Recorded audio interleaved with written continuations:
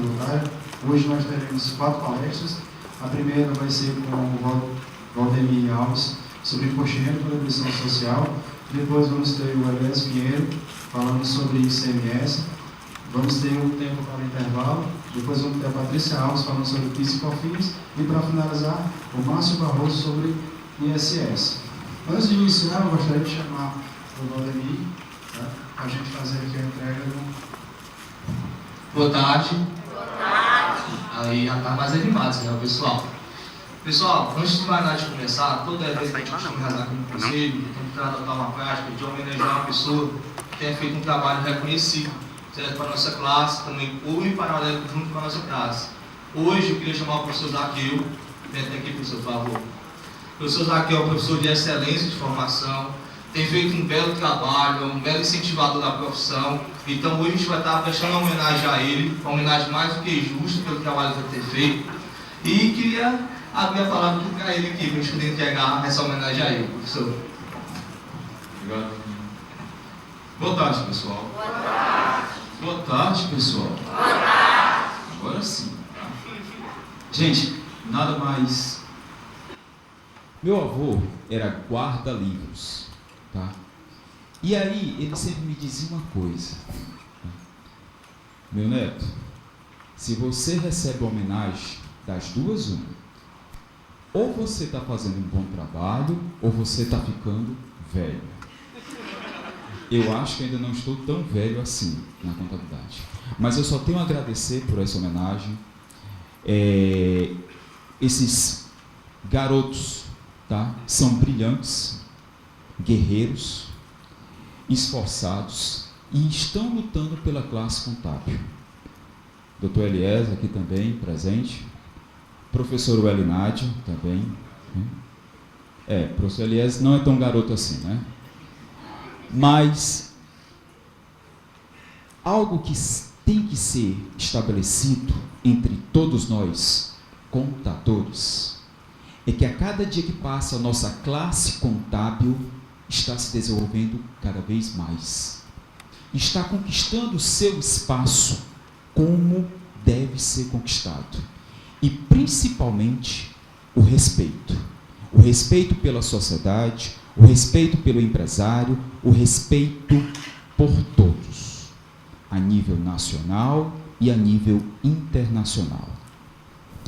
E isso é fundamental para todos nós. Estarmos aqui hoje, em plena 3 horas da tarde, depois da Rússia ter goleado o Emirado Árabe, né, faz parte da nossa missão, de estarmos buscando as atualizações, buscando o algo mais.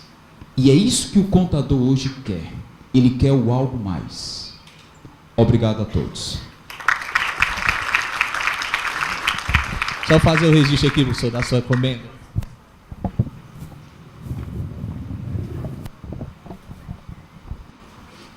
Vamos começar esse negócio agora, né? Coisa simples, rápida e objetiva: imposto de renda e contribuição social sobre o lucro líquido. Pessoal, antes de mais nada, quando a gente fala desse tema, a gente tem que... Primeiro, vou falar para esses 2 slides, que é só... A não ser que vocês queiram ler meu currículo, né? Não gosto muito de ler o currículo, não. Ah, esqueci. Deixa eu só quebrar o protocolo de novo aqui. Vem cá, por favor. Essa moça linda que está aqui é quem vai fazer a destinação dos alimentos de vocês. E eu tinha esquecido. Você me desculpa, por favor? Pronto. Queria só dar uma palavrinha para vocês, que ela vai falar por essa destinação, para vocês entenderem um pouco do que vocês fizeram hoje, que é uma questão social. Tá ok? Beleza. Muito obrigada, meu filho. O Lar Amigo de Jesus atende crianças com câncer, crianças que vêm do interior e de outros estados do Ceará, e permanece aqui para o tratamento e ficam acolhidos na Lar Amigo de Jesus, que fica na rua de Afonso Albano, 3052. Vocês podem visitar, vocês podem ir lá, abraçar, e não tenha medo das crianças não, porque elas são lindas e maravilhosas. E essas doações são sempre muito bem-vindas. Que Deus possa enriquecer cada um de vocês com toda a sabedoria, porque contabilidade é osso, né, não? Mas é isso aí. Quem tem amor à causa, vai em frente. Nós temos uma contadora maravilhosa que faz um trabalho belíssimo, social, lá no Lar Amigo de Jesus, que nos atende gratuitamente. É maravilhoso. Não sei nem se ela está aqui, Denise e a... São duas, estou me lembrando da outra. Mas um trabalho maravilhoso. Então, eu só pediria agora a gente rezar um Pai Nosso para que esse encontro de vocês seja um encontro cada vez mais sábio e sabedoria. Você saiu daqui fortalecer, tá bom? Com muita fé. Deus abençoe a cada um de vocês. Pai Nosso que estais, santificado seja o vosso nome. Venha a nós o vosso reino. Seja feita a vossa vontade, assim na terra como no céu. O pão nosso de cada dia nos dai hoje.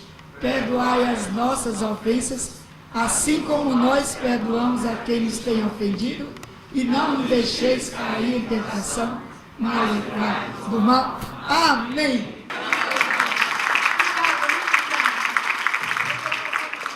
Pessoal, sem vez para capacitação ainda abençoado, é bom demais um negócio desse, não é não?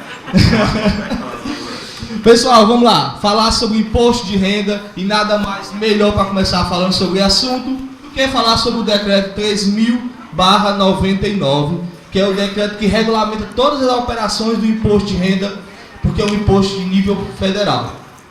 Pessoal, em termos de legislação, sempre eu acho fundamental, quando você estuda, ler o primeiro artigo para você ter direcionamento importante, mas ler para entender de fato, tá certo? Porque muita gente passa, a gente vai para um detalhe de operação específica ou outra, e às vezes não consegue entender o conceito geral do que está ali logo no início, porque a partir desse momento, a gente pode fundamentar todas as várias outras questões que a lei não prevê, tá certo? E como a gente sabemos, nosso país é um país extremamente legalista. O imposto sobre a renda e proventos de qualquer natureza será cobrado e fiscalizado de conformidade com o disposto desse decreto. Pessoal, o detalhe desse negócio eu acho mais interessante, que ele fala assim, ó, qualquer natureza. Quando ele fala isso, ele não quer saber a origem, não. Você vai dizer a origem para o fisco que você vai tributar. E ele, em seguida, ele pode ou não lhe fiscalizar referente a isso.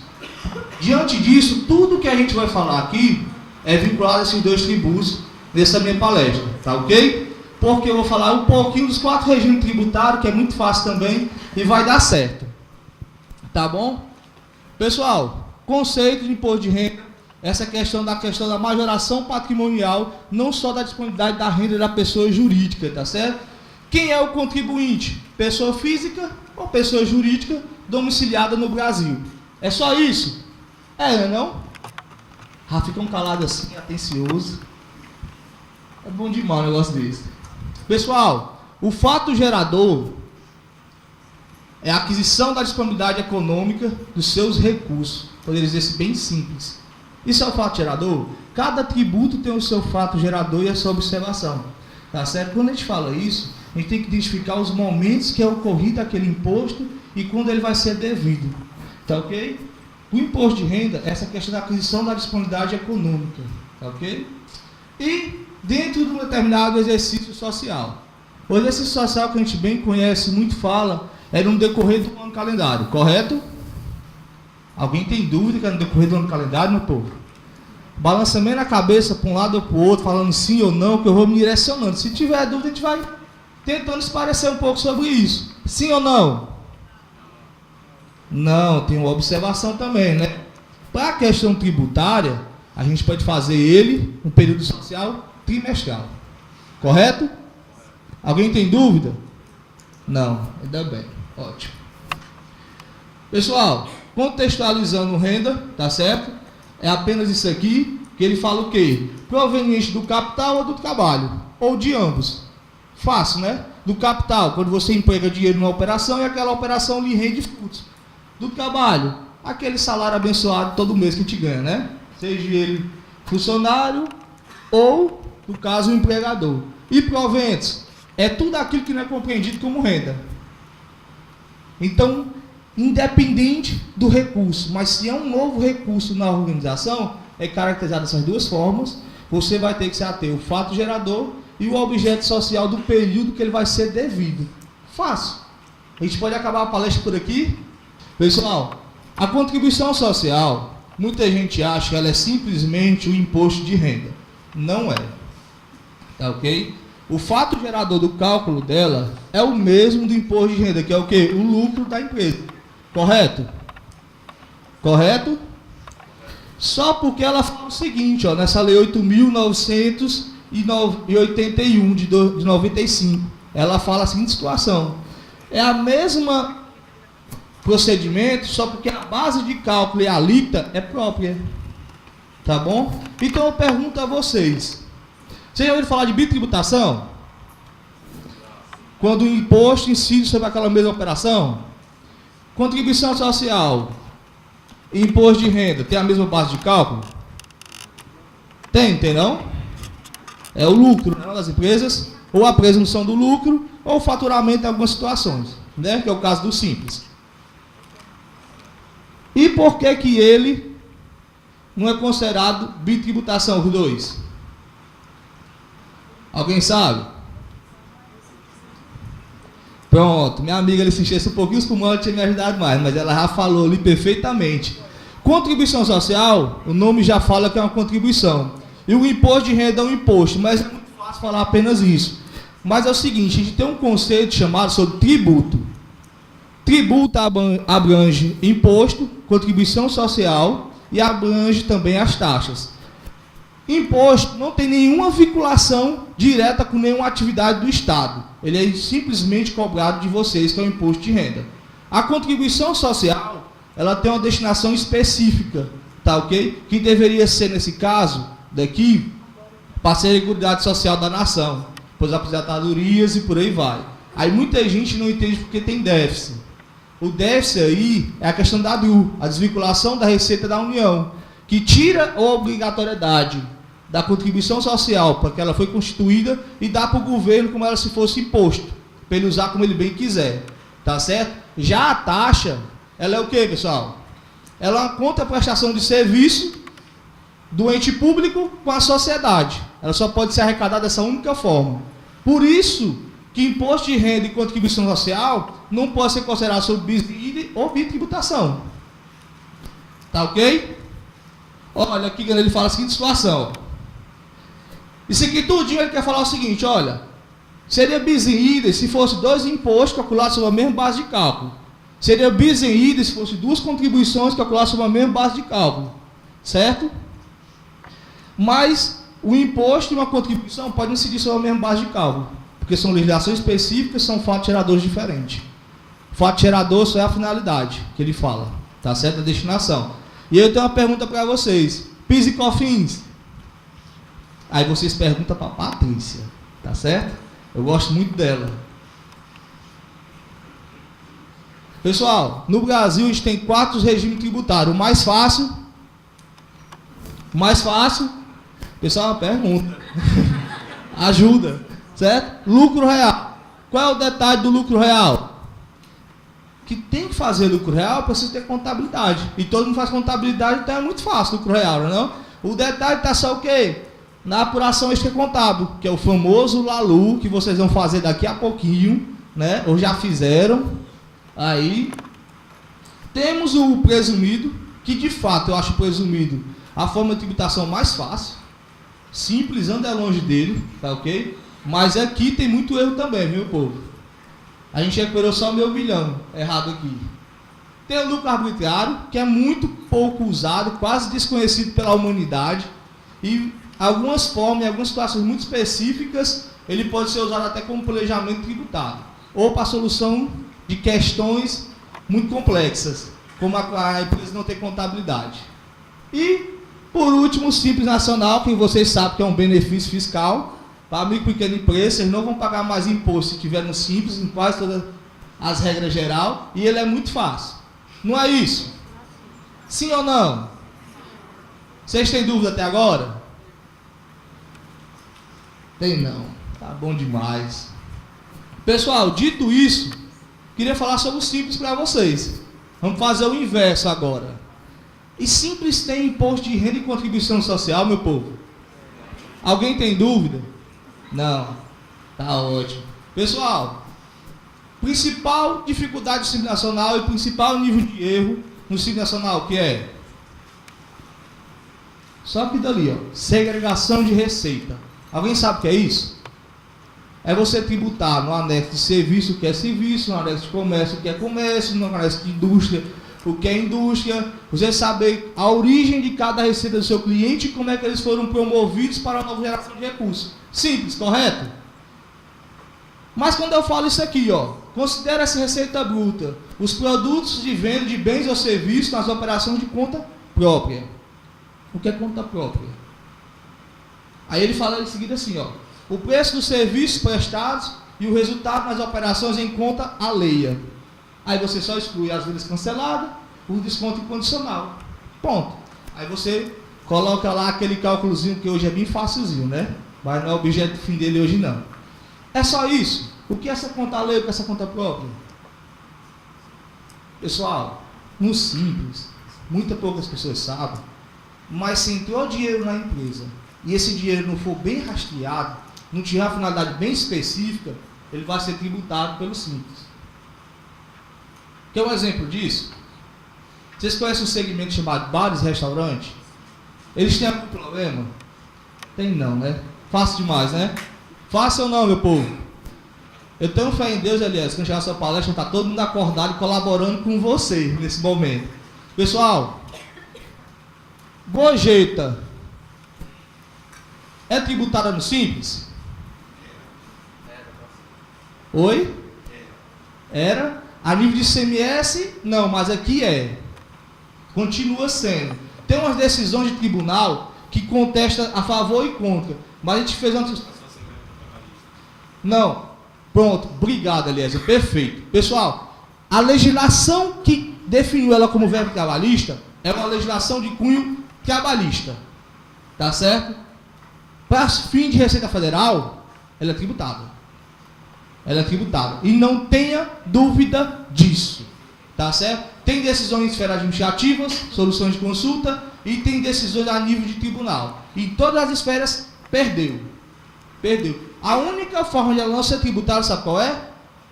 Se ela for no lucro presumido e tiver o benefício para bares e restaurantes. Aí não é. Tá certo? E tem que ter cuidado para especificar isso, para não lhe gerar tributação. Vai ser rápido demais. Pessoal, receita financeira tributada pelo imposto de renda e contribuição social? Sim ou não? Dentro do simples, não. Mas fora, é. E deve ser feito a parte, gerado o DAF e recolhido isso aí. Mas vocês não vão precisar recolher, por quê? Porque é retenção exclusivamente na fonte, não? Mas falta recolher alguma coisa? O quê? A contribuição social sobre o lucro líquido, que algumas pessoas se esquecem dela. E por último, esse negocinho aqui que teve uma mudança, né?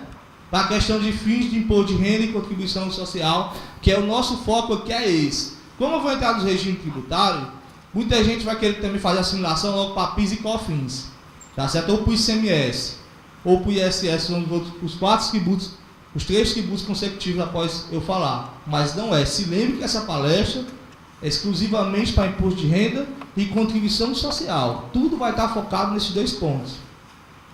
O que foi que mudou bem recente à frente disso aqui?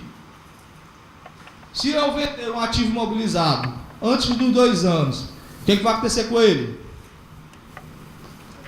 Nada, Valdemir. É só vender e ganhar o dinheiro. É bom demais o negócio desse. Não, você nem é tributado, Ju? Oi? Mas o detalhe é que se ele for vendido antes do 13º mês, tá certo? Ele vai ser calculado dentro do próprio Simples Nacional os tributos. Tá certo? Anteriormente, como é que era? Não era nada, Valdemir. Era 2 anos. Até 2 anos. Com a mudança mais recente, diminuiu o prazo. Tá ok? E se eu colocar isso aqui, se eu comprei um ativo hoje e debaixo nele como perca, ele vai ser tributado? Se eu perdi ele por algum dano técnico, alguma previsão? Sim ou não? Não, meu povo. Não vai ser. Se for dado como baixa, não vai ser. Pessoal, esses são os principais pontos que eu vejo de conflito dentro do Simples Nacional. Tranquilo até aí? Vocês têm alguma dúvida frente a esse ponto? Sim ou não? Rapaz, ninguém tem dúvida. Não sei porque eu vim para cá hoje, eu pensando que eu ia passar sufoco nesse negócio. Mas tá bom demais um negócio desse. Pessoal, em tempo de lucro presumido, a gente volta pelo decreto que instituiu, disciplinou toda a forma e a sistemática de apuração. Oi? Essa questão da perda, tem que ter um laudo? Tem que ter um laudo. Tem que dar um laudo, porque você vai ter que emitir a nota como baixa. Entendeu? Aí depender de cada você faz esse tipo de laudo, tá ok? Para poder dar baixa. A nível federal não precisa, você só dá baixa contabilmente.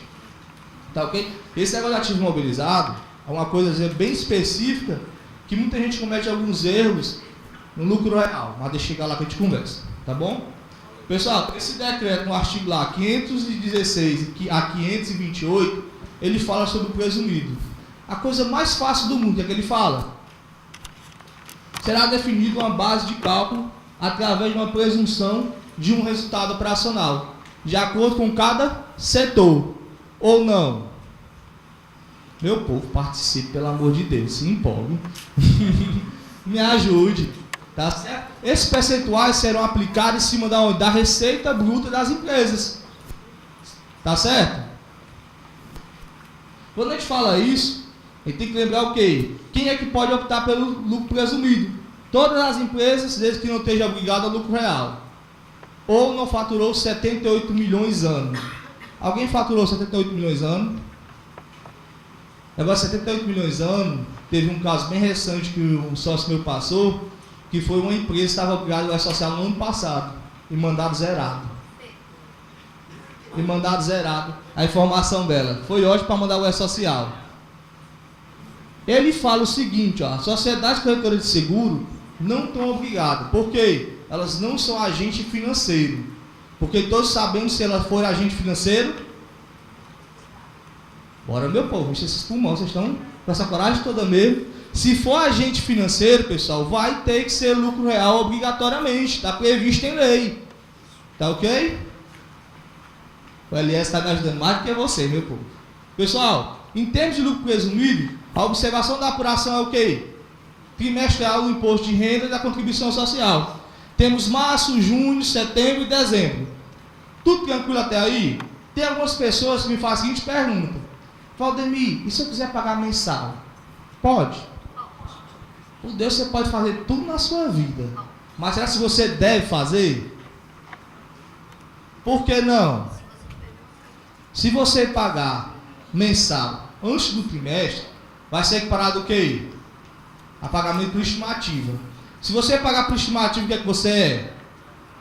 Lucro real. Ótimo. O pessoal está começando. Estou só revisando para vocês então, nesse negócio aqui. Pessoal, o pagamento é em cotas, tá certo? A solicitação de qualquer regime tributário. Oi? É errado. Pagar por estimativa é errado. Se você quiser ser presumido, vai ser errado. Se você for lucro real, não é errado. Você vai deixar de ser presumido e vai para o real.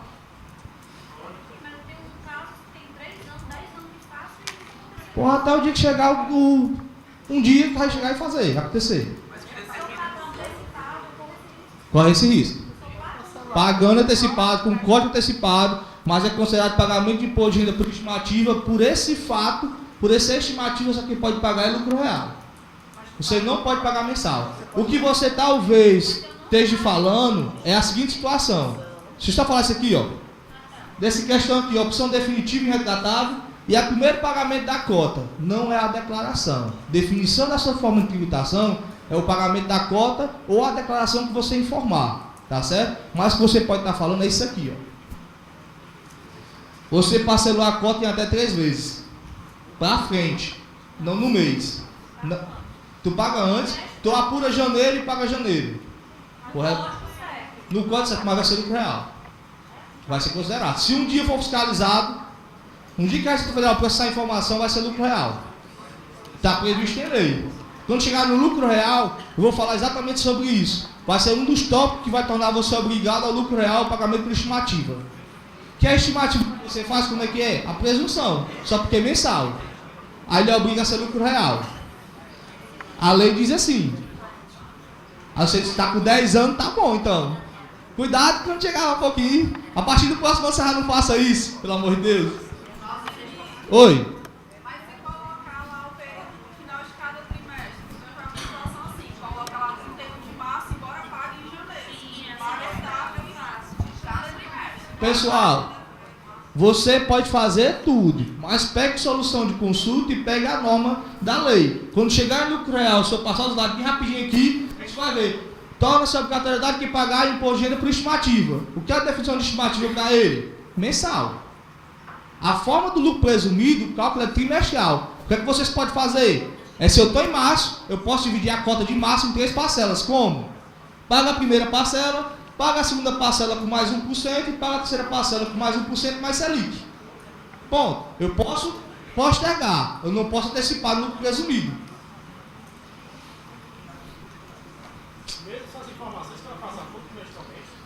Definição da lei é essa. Se for pago por estimativa mensal, é para ser lucro real. A lei define assim. Tá certo? É bom demais uma dúvidazinha dessa. Diga lá, Ronaldo, acho que tu ia perguntar hoje. Tá dando certo, beleza, mas se a receita chegar lá, pessoal, ela vai retroagir em 5 anos.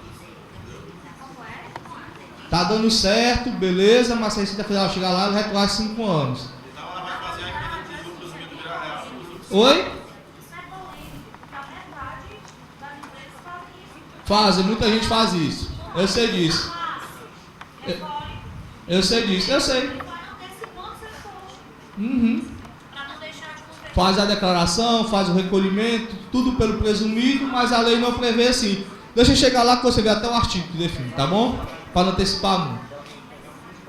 Meu povo, a conversa é comigo e com todo mundo, mas só de 2 paralelos, Ronaldo, tu é da comissão, te comporta. Pode conversar com o pessoal não, isso é uma das regras que a gente faz, tá certo? Aqui é um relacionamento. Você conversa comigo, um relacionamento autoritário. Se conversar com o outro, vai atrapalhar os colegas. Tá certo? Diga lá, Ronaldo. Tem uma dúvida? Diga. Está diminuindo o caixa da empresa, desnecessariamente. Ao invés de deixar a empresa com Mas se a empresa, além da legislação, obrigar a se pagar só quando termina o trimestre e a parcelar se tocar, a empresa pode ficar com caixa aí. você está querendo dizer que vocês põem o caixa, eu entendo, eu concordo com você. Mas todo mundo faz como ela diz ali, porque senão fica muito para desembolsar no final. Eu sei também dessa história do controle, mas a gente sabe que brasileiro é um negócio. Brasileiro nasce com sangue e planejamento financeiro, né? Vem do sangue, planejamento financeiro. O cartão tem 10 mil, mas eu ganho 3. Mas gasto 10 mil. Isso é outros porém. Mas a legislação define. Pessoal, essas cotas podem ser divididas em até 3 vezes. Mas o detalhe é que o quê?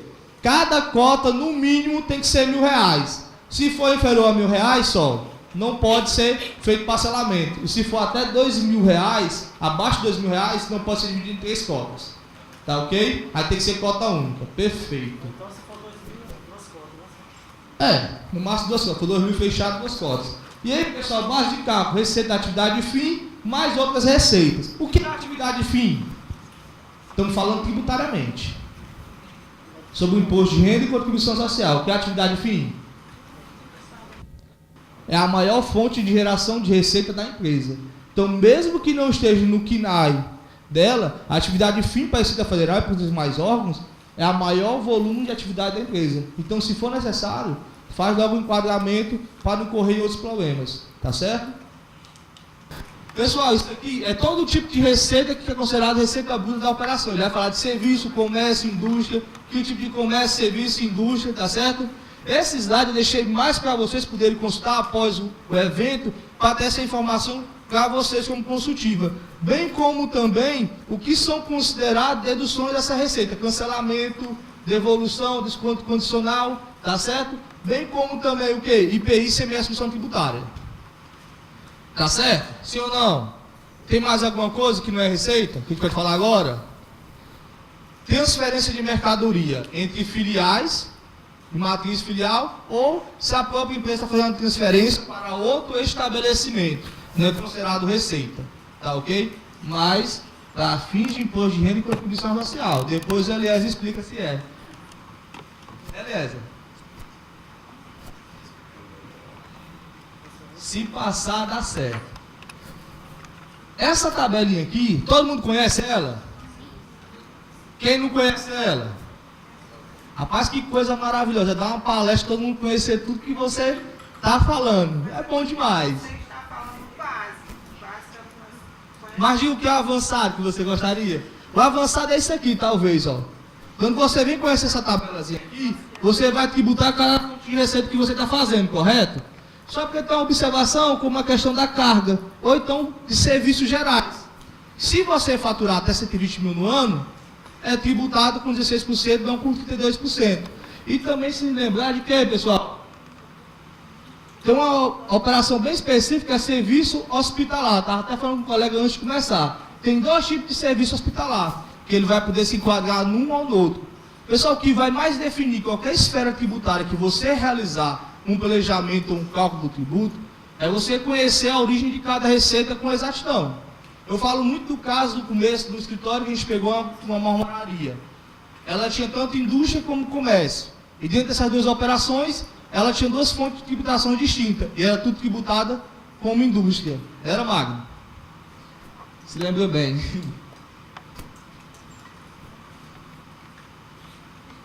Os percentuais aplicados, tá certo? Também já falei para vocês sobre a questão da segregação das receitas, bem como também a questão da presunção de serviços gerais, que pode ser 16% no presumido, desde que não seja serviços profissionais, tá certo? Hospitalares ou serviços de atividades profissionais. Essa questão hospitalar que ele fala de novo aqui, se não se enquadrar como microcirurgias, que aí ele vai para onde? Para 8%. Ele não vai para 32%. Toda a operação, e da forma que você monta as operações, é que vai destinar a forma de tributação sua. Outras receitas. Volta. Isso daqui não são receitas normais da empresa, mas se acontecer, são receitas tributadas.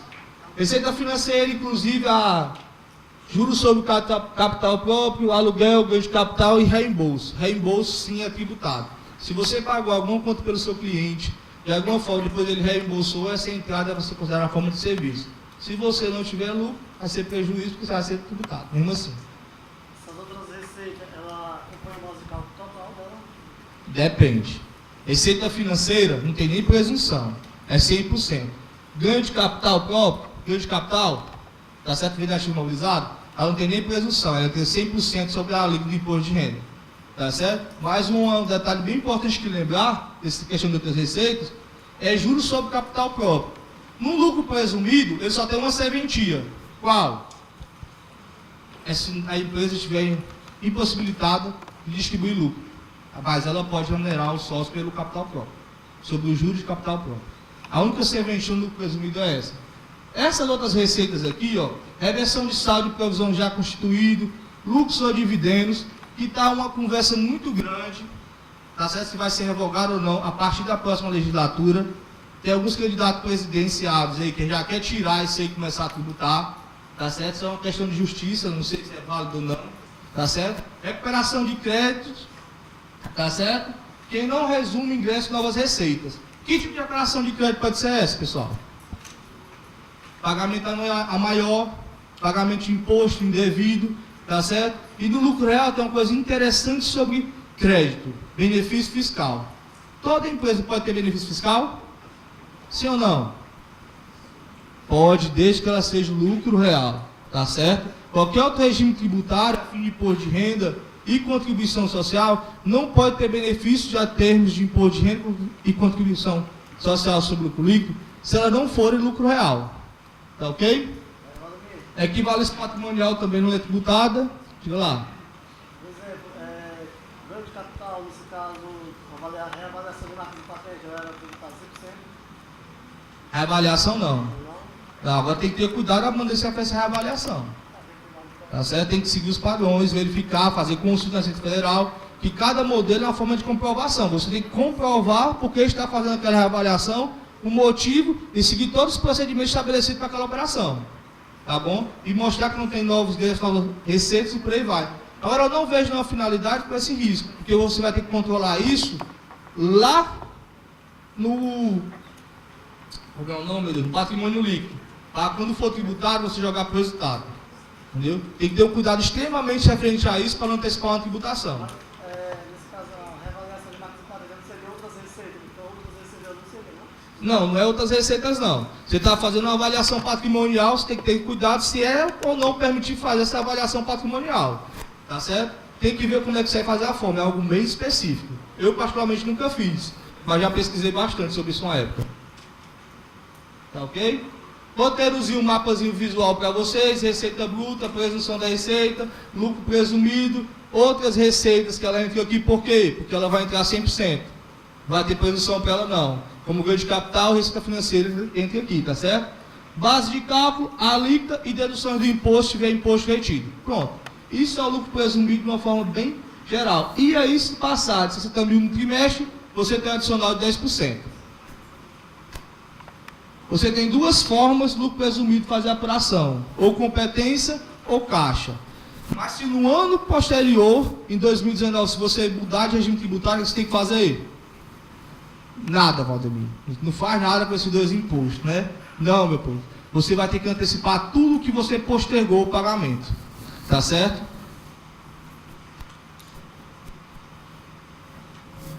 Vocês conhecem isso aqui, lucro arbitrário? Ninguém conhece, ninguém nunca viu, ninguém nunca fez. Só faltando uma linha. Oi. Se eu reconheço o regime de caixa, as minhas receitas, se eu mudar a forma no próximo, porque eu tenho uma empresa simples que eu faço regime de caixa. Se a partir de 2019 eu passar a ser presumido, sei lá, então eu tenho que levar tudo, tenho que tributar tudo e dessa empresa. Vai ter que tributar tudo, porque a forma das alíquotas suas vão ter que mudar. É outro regime tributário. Boa pergunta, Carla. Porque pode fazer os dois regimes de caixa, né? Mas as alíquotas vão mudar, a sistemática vai mudar. Mas tem que antecipar. Tá certo? Obrigado pela pergunta. Oi. Certo.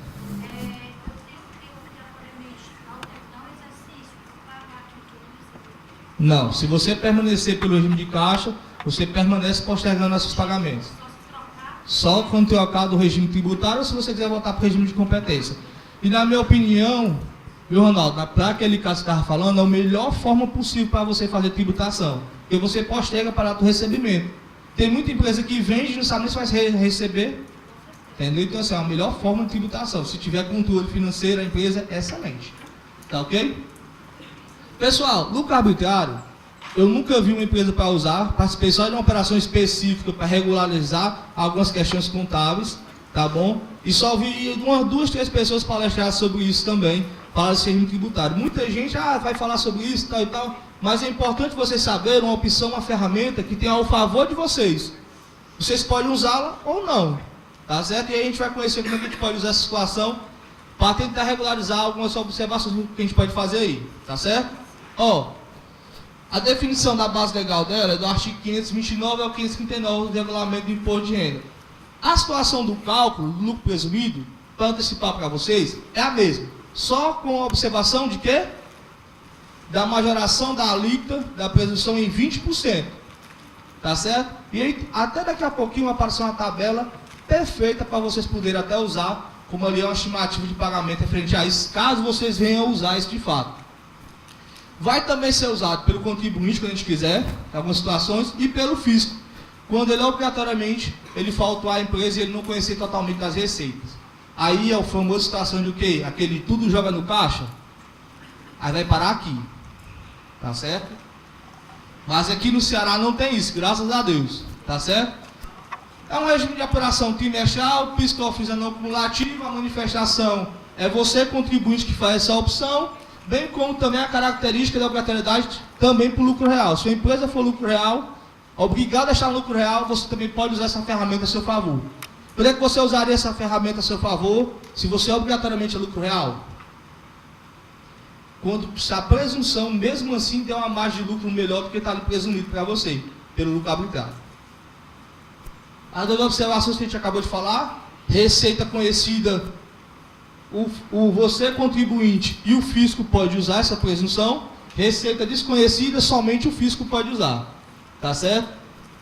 E aqui a gente fala das hipóteses de receita não conhecida. Ó. Como é que ele vai caracterizar? Escrituração comercial ou fiscal não tiver, tá certo? Ou se tiver, não for capaz de identificar diversas operações, tá ok? Uma operação bem comum que é usar depósito no banco, é uma transferência bancária. Aí já vai entrando para a fila já isso aí, tá certo? Outra questão aqui, quando for identificado de imediato que é uma fraude na escrituração, o fisco vai usar. Todas essas hipóteses que eu estou falando para você, são circunstâncias que o fisco vai usar esse regime para ele, tá certo? Quando o contribuinte optar pelo lucro presumido e não ser devido o lucro presumido para ele, o fiscal não vai querer pedir apuração pelo lucro real, não vai perder tempo e vai logo arbitrar a favor dele. Tá bom? Deixar de apresentar qualquer tipo de livro contábil, caixa, por aí vai. Livro razão, fichados, resumo, totalizadores, estiver errado. E nas subcontas, errado também. Então, qualquer forma que o fiscal achar, chegar na empresa de vocês, considerar errada a escrituração, ele vai poder fazer logo optar por arbitramento. Quando ele fizer essa... tá aqui as alíquotas, para os setores para vocês. Tá ok? Mas se vocês quiserem compreender a formação dessas alíquotas para essas bases de cálculo, basta você vir aqui, ó. Tá certo? Da questão que ela fica lá 9,6% para o comércio, para a indústria, 8% da alíquota e 20% da alíquota de 8%, que é 1,6%. Tá bom? E aí você chega a essa situação da alíquota definitiva dessa presunção. Mesma coisa para o serviço, tá ali embaixo, que ele fala 32, 20% 32 dá 38,4%. Tranquilo? Fácil demais, né, esse negócio? E a sistemática é a mesma do lucro presumido, mais a presunção lá de 20% que ele acresce na base de cálculo. Aquelas outras receitas que a gente falou, não falou de outras receitas? Sim ou não? Falou, né? Graças a Deus que a gente falou. Pois é, elas não têm arbitramento, pessoal. Elas também entram na forma de ajuste e entram 100% nessa forma do ajuste. Tá ok? Então não tem presunção de base de cálculo, tem aplicabilidade da alíquota imediata. Tá bom? Aí você tem a alíquota e a dedução, se tiver. As alíquotas dos impostos, só para lembrar e enfatizar, não muda. A única coisa que muda é a forma da presunção aqui no lugar arbitrário. Aí em receita desconhecida, como é que ele usa as ferramentas? Ó? Na indústria, a somatória das folhas dos empregados, a compra da matéria-prima, do produto intermediário do material de embalagem. No comércio, a compra das mercadorias. No serviço, a soma dos valores devidos aos empregados. É através dessas informações que ele vai estabelecer um percentual para a presunção.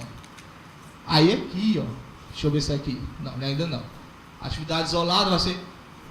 Da mesma forma que a gente falou segregação de receita para os outros pontos, o fiscal também vai segregar. Cada atividade dele, ele vai definir uma base de cálculo para cada tipo de serviço. Se é serviço, vai usar folha, se é indústria, vai usar aquele tópico, se é comércio, vai usar outro tópico. Tá bom? E aqui os percentuais de presunção. Pessoal, vocês estão vendo ali 0,9% do aluguel, aqui embaixo? Você pensa que isso é o quê? 0,9%? Não, isso é 90% do valor do aluguel. Aquele valorzinho ali, ó, de 0,4% das compras efetuadas no último mês, é 40%. Tá certo? Só para ficar bem claro, que às vezes a pessoa pensa que ali está em percentual. Não, ali já está em forma definitiva. Mapeamento do fisco, ele simplifica bastante para fazer o cálculo. As alíquotas são a mesma, não tem nenhuma alteração. E aí, você pode, estando no lucro real, ou no lucro presumido, a qualquer momento, em qualquer trimestre, você pode usar essa ferramenta a seu favor. Tá certo? Mas você jamais poderá voltar para o lucro presumido. Mas se no trimestre consecutivo, você tiver um mapeamento das suas receitas, das suas despesas, normalmente, André, você vai poder sim optar de novo pelo lucro real. Tá certo? Esse é o grande detalhe da questão. Onde é que isso aqui pode ser usado? Para legalizar balanço, DRE, tá bom? Legalizar a escrituração contábil e fiscal. Viu? Você pode arbitrar o ano inteiro? Pode. É um regime tributário que você, contribuinte, pode solicitar, se você quiser. Tá bom? Contribuição social. Continua a mesma sistemática, não muda nada para elas. Tá bom? A forma de alíquota e presunção. E aí, para chegar a alegria de vocês, tem um lucro real. Tá tranquilo, meu povo? Tá, né? Tá ótimo. O detalhe do lucro real, qual é? Que na maioria das pessoas tem medo, são os ajustes fiscais. Vou já tentar desmistificar isso para vocês de uma forma mais simples possível. Que é um detalhe se a empresa é bom estar lucro real ou não? Se ela tem uma organização. Se ela tem uma organização, muitas empresas deveriam estar. Espera aí, deixa eu botar, passei. Certo? Você tem que obrigatoriamente nas demonstrações contábeis, nos padrões. Essas demonstrações contábeis aqui, uma coisa que eu gosto de enfatizar muito, é que não é conforme a Receita Federal quer, tá certo? É conforme o Código Civil e Conselho Federal de Contabilidade, que são as duas instituições que regulamentam essas formas, tá ok? E aqui o regime tributário dele pode ser trimestral ou anual. Eu já analisei várias empresas do lucro real, nunca vi o trimestral ser um bom regime. Algumas, já botei várias hipóteses para me pensar, imaginar situações específicas que eu também não vi, tá certo? Mas se alguém tiver, fizer os contos de ser melhor, pode ser feito. Você, durante o ano você opta por um ou pelo outro, certo? Você não pode mudar dentro do ano, não. É uma opção irretratável também. Dentro do regime do lucro real, você tem essas duas observações. Se for trimestral, segue o ano todo trimestral. Se for operação mensal, ou se for anual, você faz mensal a operação toda. Tá certo? Não, pode não, de forma nenhuma. Pode não. Oi. Faz por mês e pode fazer as presunções que a gente vai falar, que minha amiga ali tinha conversado. Certo? Daqui a pouco vai aparecer. Tá bom? Deixa eu ver, o recolhimento é trimestral. Se for anual, o recolhimento vai ser mensal. Aí esse recolhimento de negócio na faculdade, que eu nunca me esqueci. Todo mundo conhece o que é balancete de suspensão, balancete de redução? Conhece, né? Pô, eu passei a faculdade toda querendo conhecer esse negócio. Até um dia que eu tive que pegar lucro real e estudar sozinho. Nunca me esqueci disso. Balancete de suspensão, o que é, pessoal? Nada, né, Valdemir? A gente sabe, mas a gente vai ficar calado. Porque não é porque eu quero. Pessoal, se for suspensão, você chegou à operação final, disse assim, André, eu não tive lucro. Ah, Valdemir, então você não paga agora. Tá certo? Ah, Valdemir, eu tive lucro. Só porque eu paguei imposto no mês anterior. Se eu somasse os 4 meses, como é mensal, é acumulado, eu não pagaria. Então ele faz redução. Tá certo? Paga só a diferençazinha. É isso? É não, Valdemir. Pessoal, qualquer empresa pode optar pelo lucro real, mas obrigatoriamente empresa que fatura acima de 78 milhões ano ou 6 milhões e 500 mês, que seja do setor financeiro ou correlatos. Por isso aquela observação lá no lucro presumido sobre as operadoras de seguro, tá certo? E obrigatoriamente teve lucro do exterior. E bem aqui assim vai aparecer, tá certo? Ó, pronto. Amortização pela geração tributária que usufrui de benefício fiscal. Benefício fiscal, eu listei alguns benefícios fiscais no final para vocês, mas aqui já diz de cara, se tiver benefício fiscal, com certeza é lucro real. Não pode ter se não for lucro real. Aqui, no ano calendário, tem efetuado pagamento mensal pelo regime de estimativa, que é o seu caso. Obrigatoriamente. Tem essas coisinhas que a gente faz, isso é normal na vida. A gente passa o cara de tempo pensando que está certo, mas isso todo mundo faz. A maioria das empresas que eu conheço faz o que você acaba de me dizer. Entendeu? Mas é proibido. Não deveria ser feito. Tá bom? E as factories? Tá bom? Pronto. Se chegar, eu vou. A alíquota, pessoal, pode ser também dividida, mas não se for inferior a R$1.000. E na apuração do lucro real, foi acabei que eu falei para vocês no regime aí. A alíquota você sempre vai ter que estar baseado na apuração do resultado, tá? Você tem que fazer DRE. Tem outra forma, sem a DRE, que eu posso calcular o imposto de renda? Sim ou não? Não tenho saída se eu não tiver DRE, meu povo. Tem, se eu pagar por estimativa. Eu posso usar o lucro presumido para fazer a estimativa aqui. E no final do ano, eu pago a diferença. Tá certo? Tem que ter só cuidado, mas pode fazer sim. Tá bom? As alíquotas são normais, tá certo? De 15, 10, o adicional e 9%. Esse por estimativa, se você pagar maior, você tem que ter um crédito? Se você pagar maior no final do ano, você tem que fazer obrigatoriamente o LALU. Quando ele chegar lá no LALU, você faz a compensação, você guarda para compensar no futuro, ou você compensa nos meses que você já passou. Tá certo? E paga só a diferença. Que é o famoso balanço, suspensão ou redução. Certo? Juros sobre capital próprio é uma ferramenta que deve ser usada assim no lucro real, é interessante, e principalmente quando as empresas estão impossibilitadas de distribuir lucro. E até mesmo para afetar o resultado delas aqui. Porque o capital, muito diferente de algumas pessoas têm conceito, empregado numa empresa, é para gerar recursos e ele tem que ser sim reavaliado, de acordo com as operações da empresa. Por isso que surgiu o juro sobre capital próprio, com essa finalidade, tá certo? E ele é dedutível sim da base de cálculo do imposto de renda e da contribuição social. Qual a informação que você tem que ter? A TJLP para fazer o cálculo dele, tá certo? E verificar como é que está a sua composição dentro do patrimônio líquido. Pessoal, uma coisa muito comum também no lucro presumido, que às vezes eu achei alguns balanços, tá certo? A não ser que a legislação tenha mudado recentemente, eu não tenho conhecimento, você não pode ter lucro e prejuízo com saldos no patrimônio líquido no mesmo ano. Ou você tem lucro, ou você tem prejuízo. Um do outro tem que absorver esses resultados. Então, tire da classificação. Principalmente se a empresa for lucro real. E se tiver lucro, tem que ter redistribuído pelo menos para a reserva de lucro. Tá certo? É muito comum não fazer isso, pessoal. Isso tem penalidade? Tem sim. Tá certo? A regra não é essa. Conceito de despesas ou percas dedutíveis e não dedutíveis.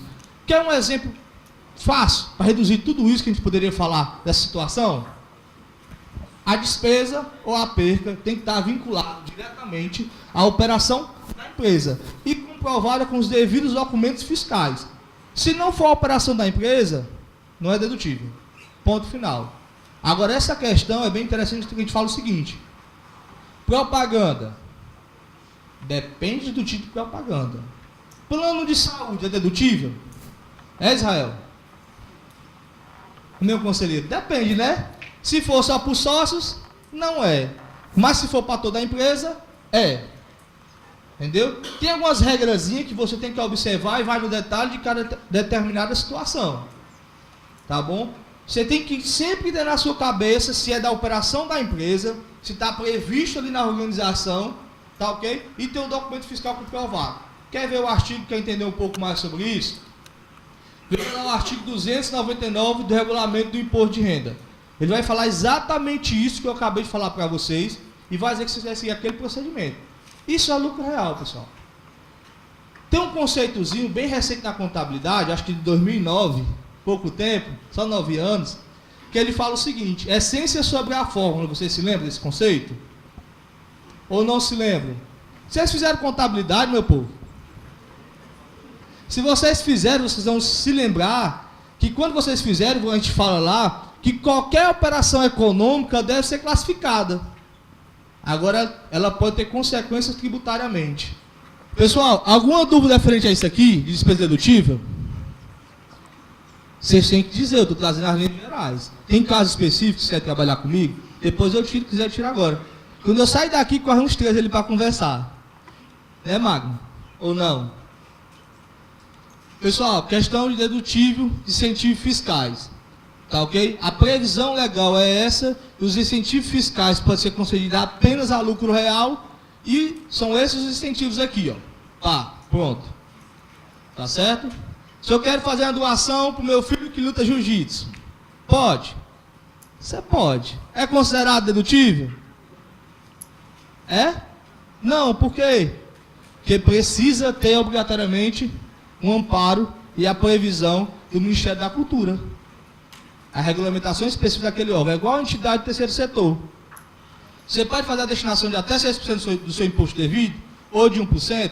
Pode, desde que aquela entidade tenha lá o cadastro, seja validado pelo Ministério devido, ou do esporte ou da cultura. Ponto. Simples assim. Uma coisa muito pouco usada, às vezes, é o PAT. Não sei porquê, mas deveria ser mais usado. Pessoal, aí o famoso lucro, o LALU, no lucro real. Que é o detalhe que às vezes a gente complica demais e quer ver uma forma de aprender LALU muito simples, sério mesmo. Olha a SEF. A SEF pode passar. A SEF é a melhor forma de você poder aprender LALU. Porque dentro dela tem todas as previsões de adição, exclusão, de dedução, não dedução. É perfeito lá, está bem no detalhe da operação da ECF. Agora tem que parar e ler. Se só passar correndo não dá certo não. E cuidado, que eu peguei umas ECFs aí que tinha atividade rural. Ou que era comercial. E a classificação dela estava lá na atividade rural. Tá bom? Assim, os conceitos de comércio continuam o mesmo, tá certo? Indústria também, serviço. Só ter esse cuidado. O lado A, pessoal, são as operações que vocês vão fazer adições, exclusões e compensações. É o lado do exercício que você está finalizando ali. É o lado que você vai fazer a apuração. O lado B é o quê? É o lado que você controla todas as questões que vão ser postergadas ou antecipadas. Tá certo? Se eu tenho prejuízo e meu lucro desse ano vai dar inferior a eu só posso aproveitar 30%. Se esses 30% é inferior ao meu valor de prejuízo, vou ficar onde? O saldo ainda? Do lado B. Continuar no lado B até que venha um refis que lhe dê o direito de fazer tudo, né? Que é a coisa mais fácil do mundo. Pessoal, um exemplo fácil de adição. Você pagou, eu tenho uma empresa de lucro real, vamos supor, sou sócio do lucro real. O Magno é meu sócio, está contra o Pax. E aí eu pago o escritório de contabilidade, que faz a contabilidade da empresa minha lucro real. Esse pagamento, pela minha vinculação com o Magno, pela minha responsabilidade lá na empresa também, de ser sócio, não é dedutível, é adicionada. É uma forma de adição. Tudo que você adicionar, você também pode adicionar despesa, quando você pode adicionar receitas. Tá ok? O conceito de adição, às vezes que eu vejo mais complicações em algumas horas, é o que você tem que entender o que é adição. Tá bom? A adição, nesse aspecto, vai somar a sua base de cálculo. Tá certo? Tanto pode ser uma receita, quanto pode ser uma despesa, que você postergou ou antecipou. Tá ok? Outro exemplo também muito fácil de você adicionar é a depreciação acelerada. Se você não tiver os dados, não tiver tudo direitinho, você vai ter que adicionar. Quando? Quando legalmente você já acelerou toda a depreciação, só porque você acelerou ela o quê? Fiscalmente.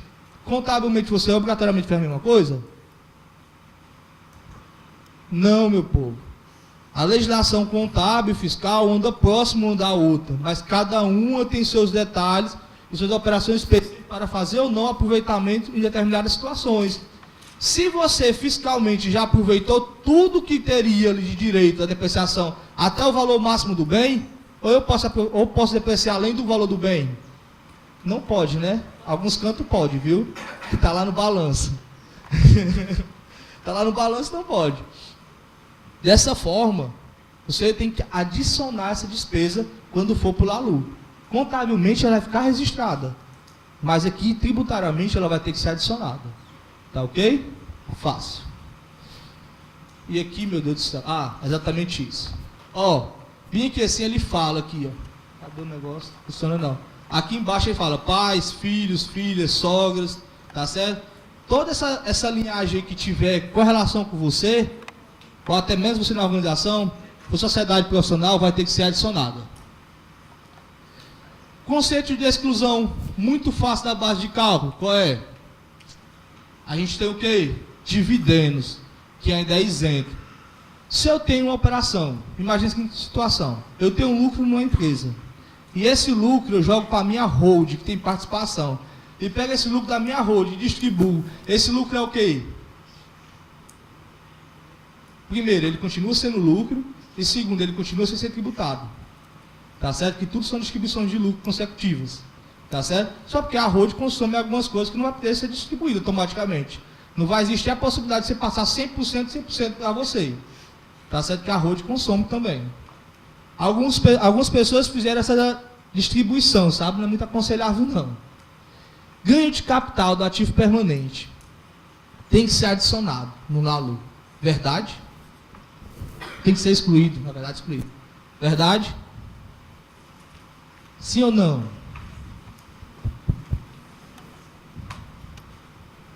E aí, meu povo? Para isso aqui... Foi? Mas eu quero saber se você exclui ele. Você exclui ou não do LALU? Por qual motivo você excluiria ele do LALU? Só porque tem um detalhe. No imposto de renda, as empresas de uma forma geral, se vocês analisarem desde o começo dessa palestra que eu estou falando para vocês, sempre eu estou falando de operação própria, operação alheia, operação específica, outras operações. Não estou falando sempre disso para vocês, não estou? Então a gente tem lucro operacional e lucro não operacional. Imposto de renda é lucro operacional e não operacional. Você pode ter lucro numa situação que não é operacional na sua organização. E a legislação taxa muito isso referente ao ganho de capital. Tá certo?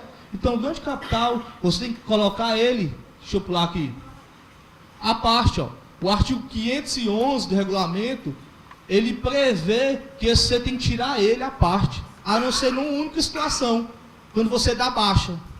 Porque se ele der prejuízo, certo? Em uma situação, você não vai poder usar o prejuízo do ganho, da venda desse imobilizado, da operação própria. Você tem que colocar ele à parte, no dia que você tiver lucro dessa operação própria de venda de imobilizado, você vai poder compensar. Isso é o resultado operacional e não operacional.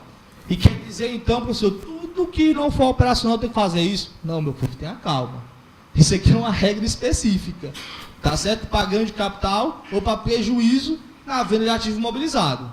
Tem outras coisas mais específicas também, mas não é o caso nesse momento, tá ok? Tranquilo? Deixa eu botar aqui. Pronto. A questão do LALU, né, as compensações, apuração e os limites. Tá certo? Limite de 30%. Qual é o detalhe do limite no lucro real? Se você faz ele trimestral, você vai fechar o trimestre de janeiro a março, deu prejuízo. R$1.000 de prejuízo. Você guarda lá R$1.000. Você vai fechar o próximo trimestre. Deu R$1.000 de lucro. Tá certo? Quanto é 30% de R$1.000 de lucro? Então eu vou fazer o quê? Diminuir isso da minha base de cálculo no lucro real. E isso é o quê? Botar uma base de cálculo de R$700. Os outros R$700 do trimestre anterior, eu controlo no lado B do LALU. Tá certo? Esse é o famoso jogo do LALU. É controle das operações, é ter um mapeamento direitinho para você poder tributar conforme é devido. Segredo do lucro real e é um bom regime tributário é se você tivesse mapeamento. Se você não tiver um mapeamento, pode esquecer. Tá certo? Não se arrisque nele não. Porque ele é bem monitorado. Tá ok? Essa questãozinha que a gente falou agora. E pronto, pessoal. Era só isso que eu tinha para falar. Tá certo? Alguma dúvida? Não, né? Graças a Deus. Tá todo mundo sabendo tudo sobre imposto de renda e lucro real, presumido, arbitrário. Ninguém tem dúvida. Ninguém nunca mais erra a partir de hoje, né? Oi. Tem uma empresa que tem várias franquias. Daí, uma forma de incentivar que essas franquias vendam mais, eu coloco os impostos delas e pago. Aí está a saída financeira da minha empresa e como que eu demonstro isso na minha contabilidade se os impostos não estão lá. Se a empresa fazer essa operação, tem duas situações que podem acontecer. A primeira situação que pode acontecer, tá bom? Você considera que você é sócio daquela empresa, por algum motivo. Você vai desqualificar, porque você está fazendo um pagamento que era devido a ela. Tá certo? Uma operação que possivelmente que vai ser classificada ali é a questão de contrato de... Não nome... Contrato de mútuo. Dificilmente, mas alguém pode querer caracterizar dessa forma. A outra situação que contabilmente você vai registrar essa operação como uma despesa indedutível. Não é despesa da sua operação, se você for lucro real, tá certo? E você, na minha concepção, você vai ter que colocar como custo de fazer a franquia, de ser um franqueador. É um custo seu de se propor a isso. Tá certo? É a mesma coisa que acontece também algumas coisas nas empresas de evento. Elas, às vezes, recebem o patrocínio por evento. Quando ela recebe na conta dela, ali é tributado. Entendeu? A mesma coisa. Mais ou menos isso. Mas no seu conceito, não. Seu conceito vai ser custo. Tá certo? Vai ser custo mesmo porque você se propôs a fazer isso pela sua franqueada. Tá bom? Mais alguém? Oi. Se eu aplicasse o valor anual, a contabilidade é a mesma, sendo mensal, o imposto é pago no final do mês, normal. Normal só. Mais nada. Só as declarações que mudam um pouquinho. Que a mensagem é CF, é CD, expede contribuição, expede fiscal, dessas declarações. Mas é só isso mesmo, tá bom? Mais alguém? Mais nada. Pronto, pessoal, chamar o Eliezer, que vocês querem conversar com o Eliezer, né? Vamos lá, Eliezer.